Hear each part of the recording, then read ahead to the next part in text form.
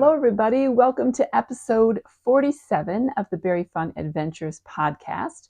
My name is Tanya, and I'm coming to you from Southeast Minnesota, where my family and I run a fruit farm that specializes in strawberries, Concord grapes, and naturally dyed yarn. So hello, everybody. Welcome. Good morning, good afternoon, good evening, wherever you are, whatever time of the day it is. Welcome. And if you are a returning viewer, thank you for coming back. And if you're new, welcome to the channel.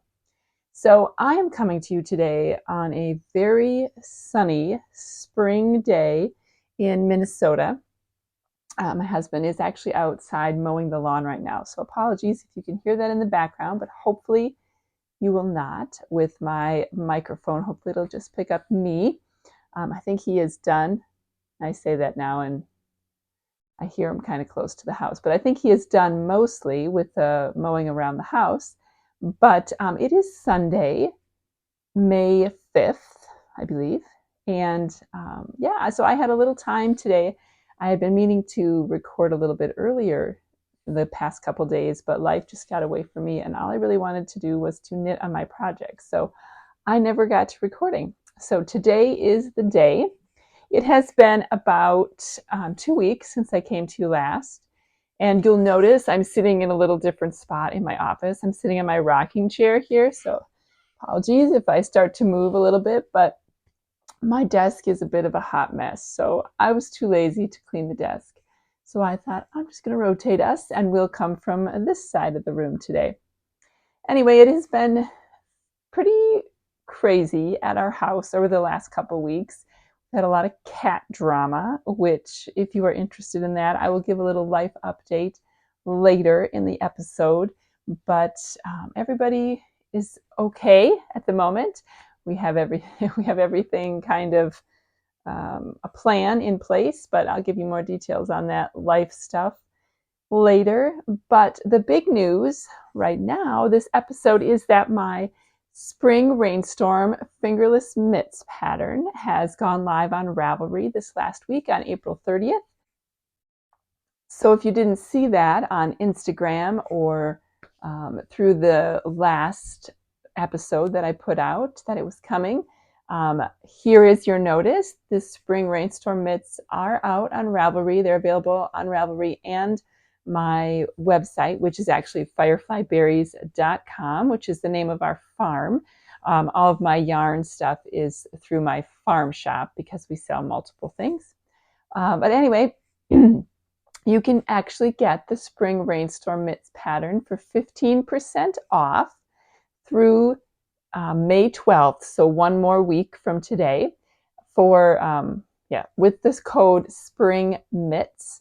And that is on Ravelry only. If you go to the Firefly Berries shop, it will already be marked down 15% off. So, but if you go to Ravelry, use that code, and it is in the description of the pattern. So if you forget it, you can just look down in the description, and you can get a little discount for purchasing the pattern in the first couple weeks. So thank you in advance for any of you who head over there. And just in case you've never seen the Spring Mitts before, I will probably have put a picture in already, but here's a little close-up version of it.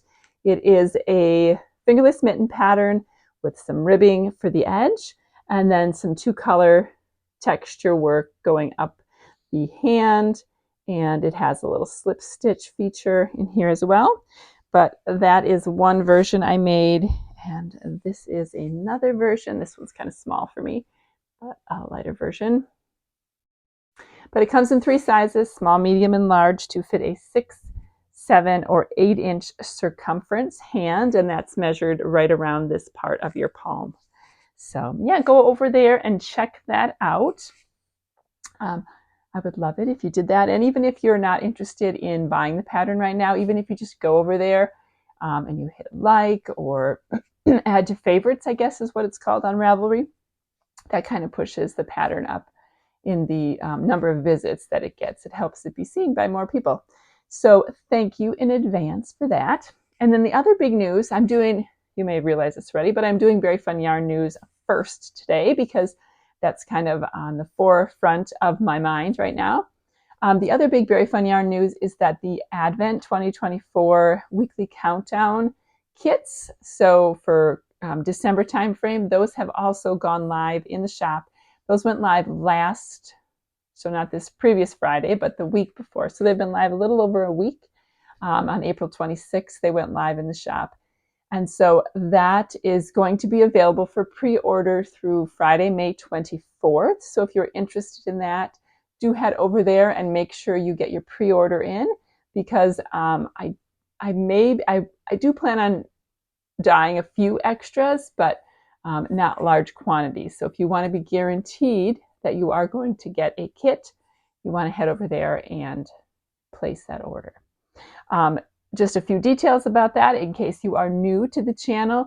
It is going to be a weekly countdown kit. And for those who aren't aware, I actually dye the yarn for Berry Fun Yarns. It's all naturally dyed with plants that I grow on our farm, or natural dye stuff that I get in from a supplier. So it's all permanently set. Like, you know, I use mordant. I use a pre-mordant of alum and cream of tartar. So it's not going to fade. A lot of times people worry that the natural dyes somehow fade faster. And that's not necessarily the case if you dye them correctly and you watch which dyes you use, which I do. So I do use a lot of flowers and roots and bark and things like that. And so it'll be a weekly countdown kit. You'll get one package for 4 weeks during the month of December. It'll all be shipped together, but it will be labeled inside your shipment, week 1, week 2, week 3, week 4. And there are 2 options. You can either have the mini skein option or the full skein option. And this is a fingering weight countdown. So you can pick either an 80-20 merino nylon blend or a sparkle fingering weight blend for your yarn. And then you can choose if you want 4 full skeins, so 100-gram skein each week, or if you want a mini skein set each week. So it'll either be 1 100-gram or 5 20-gram minis that you get in your kit each week.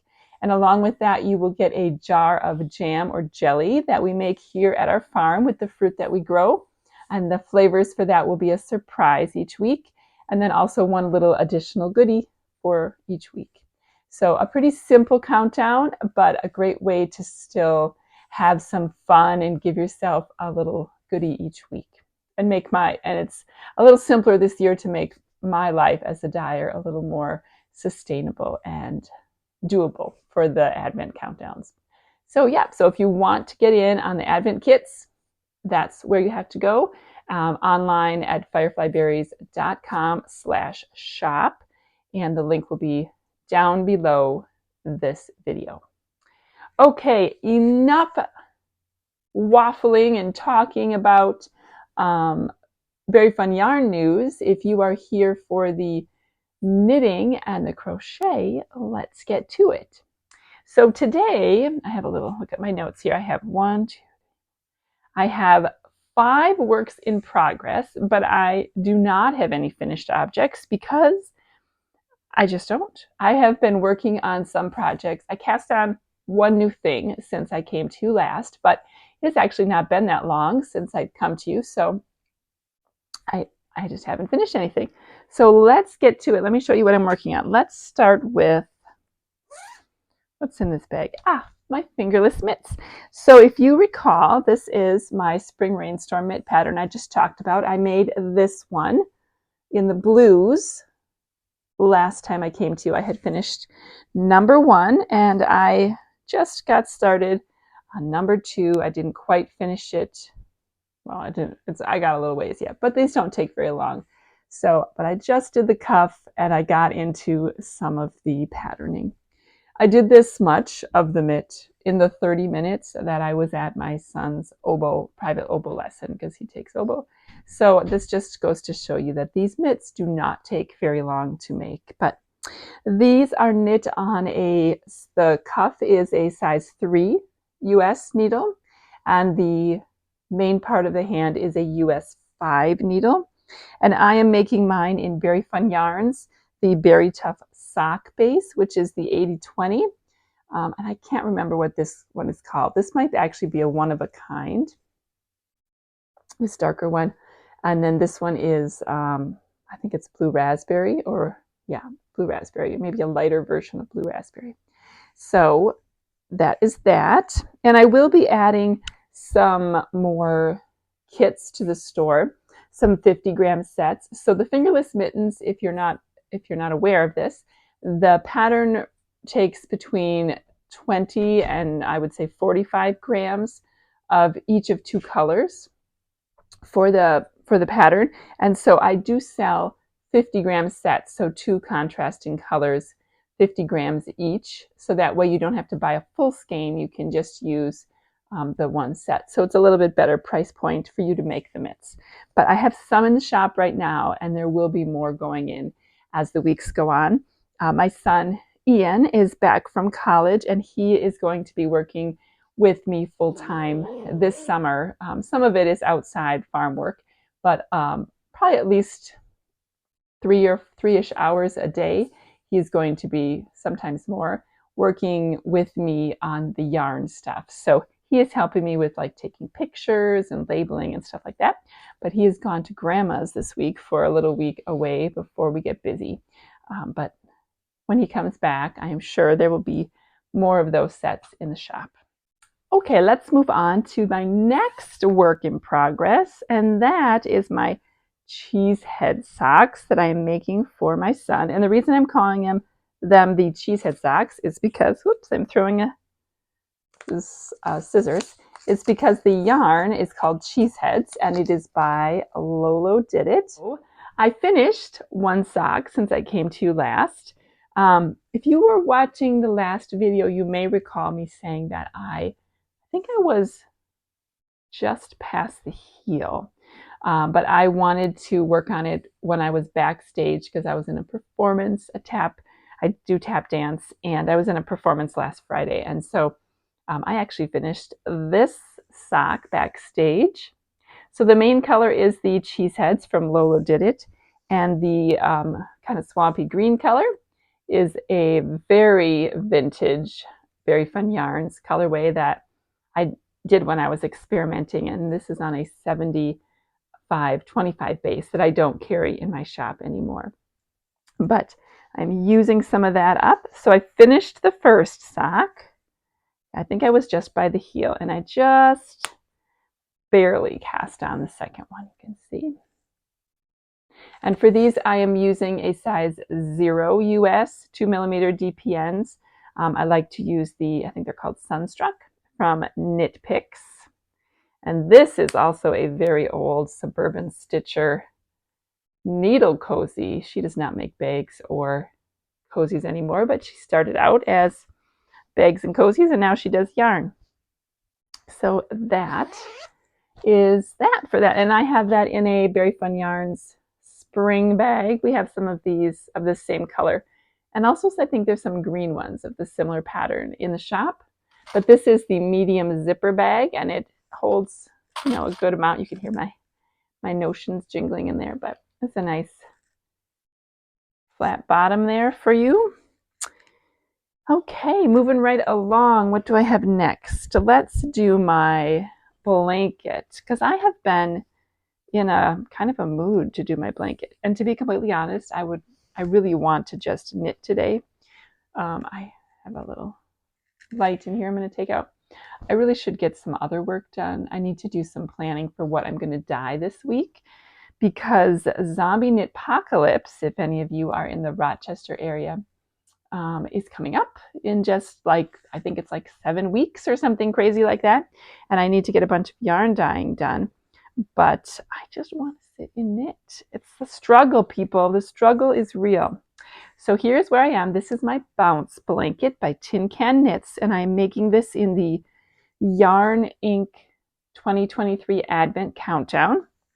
I purchased the DK version, and I think I'm getting close to color 20, but this is where I was last time when I came to you down here. So I've done 1, 2, 3,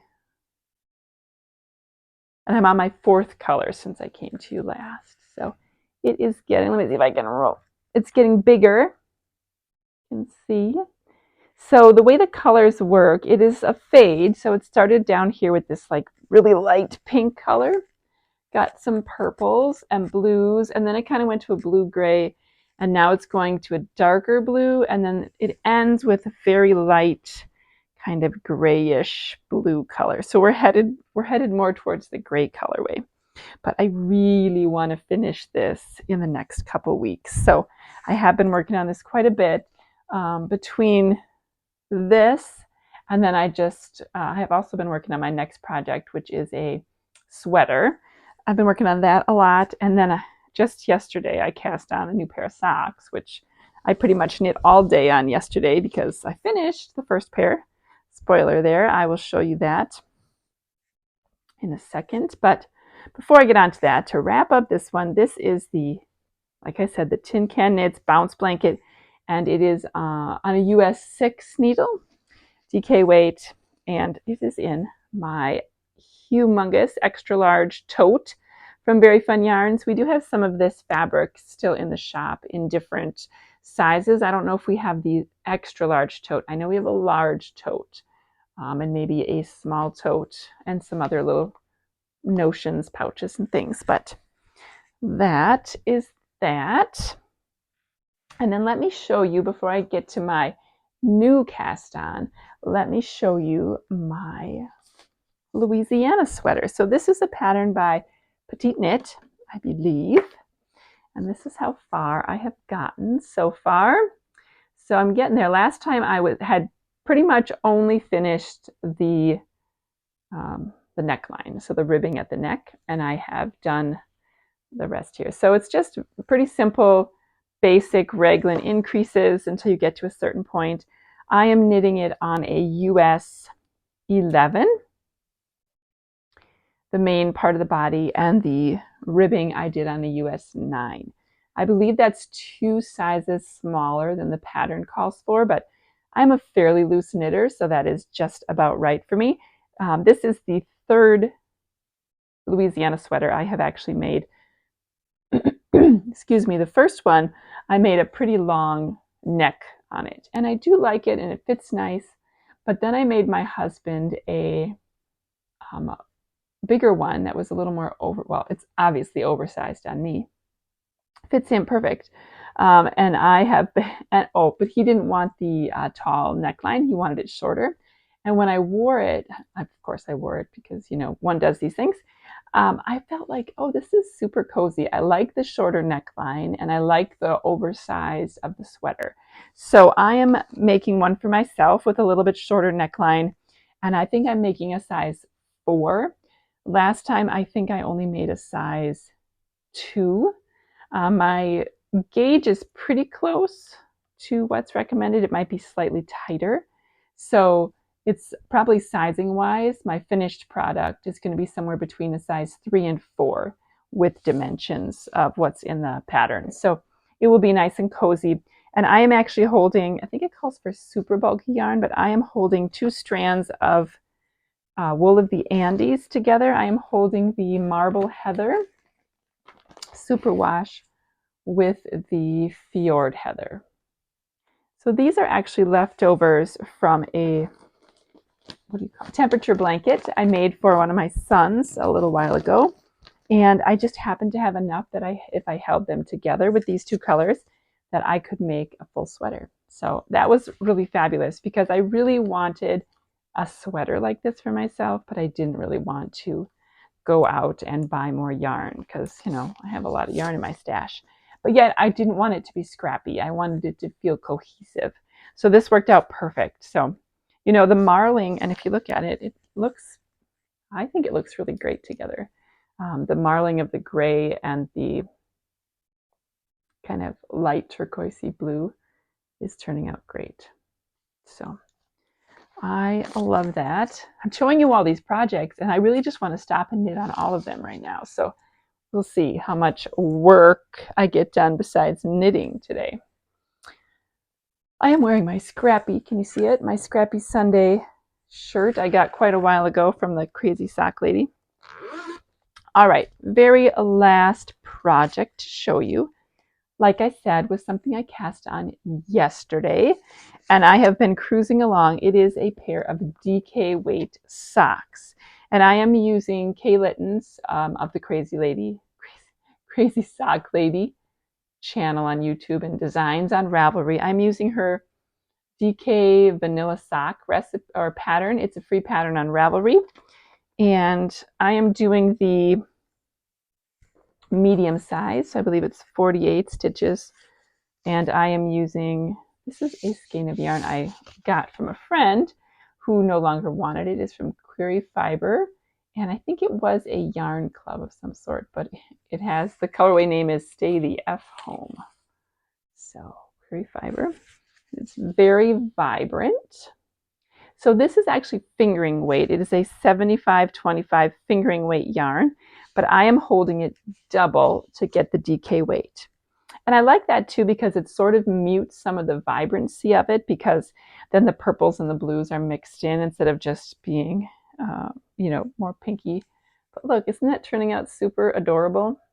So these are going to be for my mom. I do not believe she watches these podcasts, so hopefully she won't see this. But to go with her Mother's Day gift I'm sending in the mail.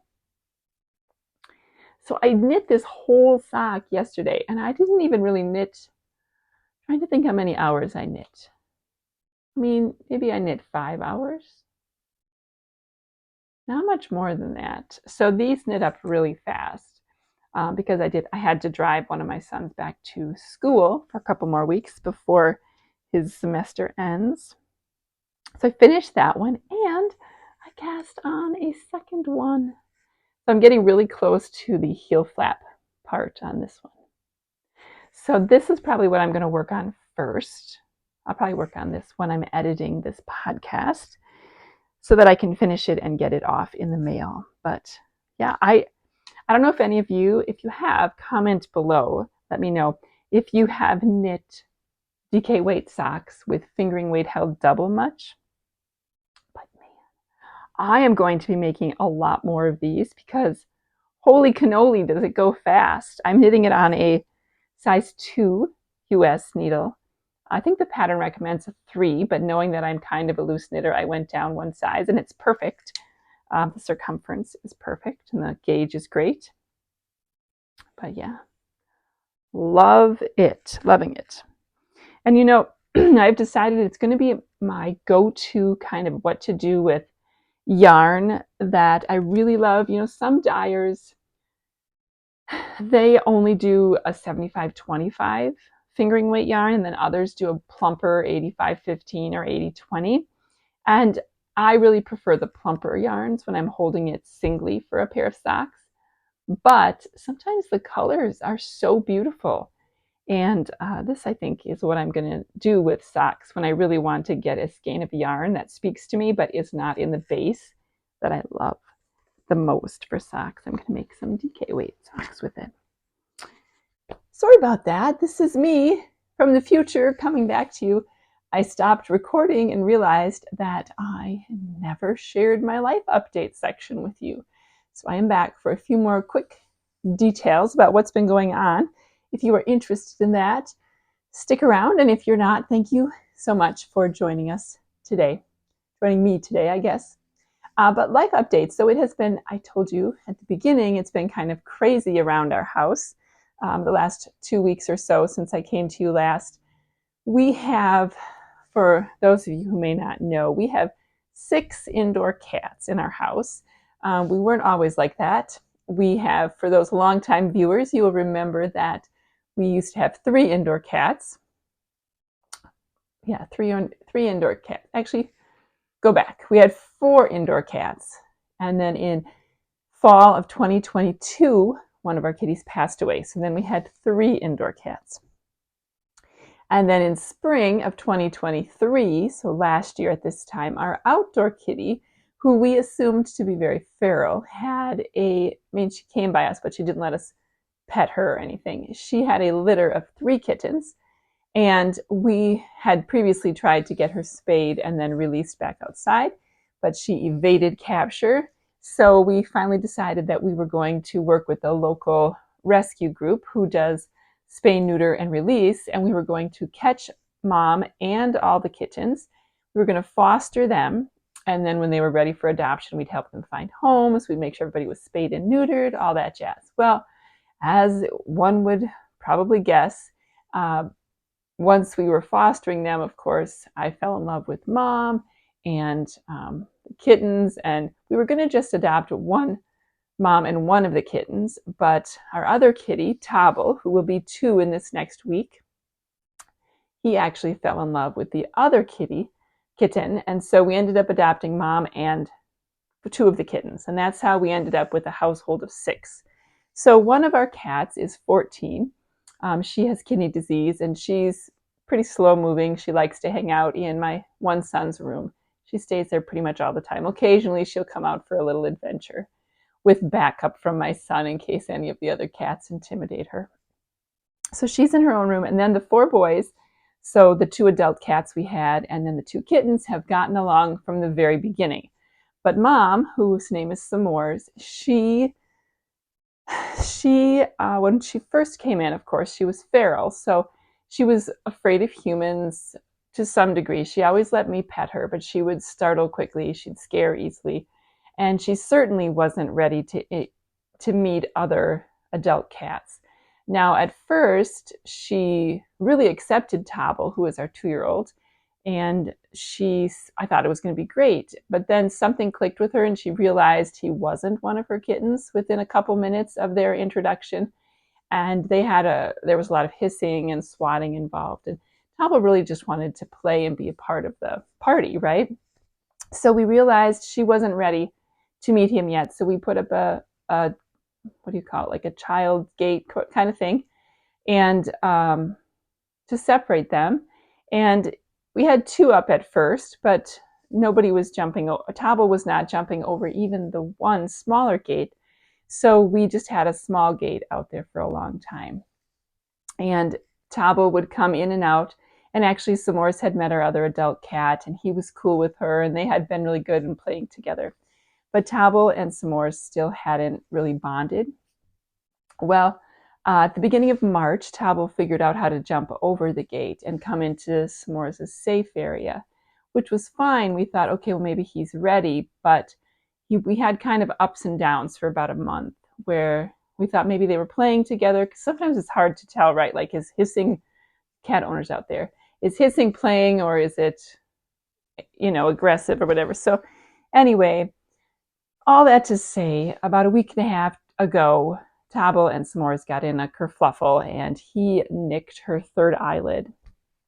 And he'd also been starting to do some sort of like aggressive territorial things, like he was spraying, but only in the litter box. At least he wasn't doing it like in our house. He was just spraying in the litter box. And so we were like, okay, maybe this isn't ready. We separated them again and we kind of watched her eye.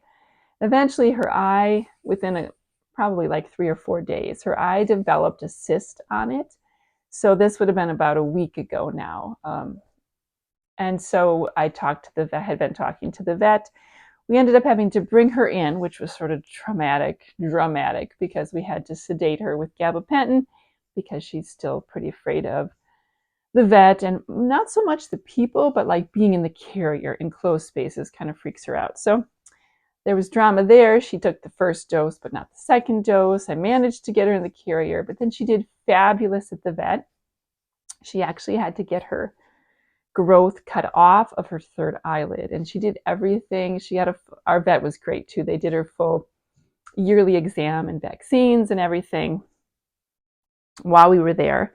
But she did great. She didn't need to be, they thought she might need to be fully sedated. She didn't. She was very scared, but she didn't hiss or growl. She just let them do their thing. She got back in her carrier and we came home. She was a little miffed at first, but then she did that evening, that was last Tuesday.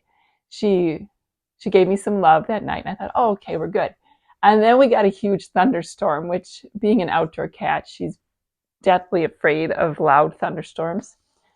And we haven't had any for a very long time. So that freaked her out. She was under the bed. So for about 30, and then she had not a reaction from the vaccines, but I think she just wasn't feeling great. Just like when we get a vaccine and maybe we are, have a slight fever or feeling a little achy or whatever. So for about 30 hours, she didn't eat, she didn't drink. She made me worry a lot. And then finally on Thursday, she was herself again. I woke up and she was meowing and wanted to be petted and all that jazz. So all that to say, that was her drama. Then on top of that, after talking to the vet, we decided we had tried so many other things with our adult cat Tabo that probably the next thing to do to get him calmer and to get him to accept her as a part of the family would be that he has to go on Prozac. So my other kitty now is on a very low dose of Prozac, and he's doing actually pretty well with it. Knock on wood, he's been taking it, the little tiny pill, in a piece of meat with some churu squeezed on top of it. I hope he continues to be good about that. He's been a little sleepier, but otherwise he's been pretty good. But we have to wait about 4 to 6 weeks before we can try to reintroduce them. So we have now this huge, I don't know, I guess it's like 5.5 foot cat gate that has a full door in our hallway upstairs. So S'mores can kind of roam between 2 rooms, a hallway, and a bathroom. So she has a little more space than just being shut in a bedroom. And Tabo can be on the other side and still see her, but not hurt her. So anyway, that has been a lot of drama. Those of you who have pets will know that, animal drama can be very stressful in a family. Anyway, we're recovering. That's been pretty much what we've been doing. And then the other thing is my family all came to visit last weekend for my son was in a production. He is in a choreography class, and he choreographed some numbers. He danced in some numbers. I danced in one of the numbers he choreographed. So if I can find a little snippet, I might put in some photos at the end here of us.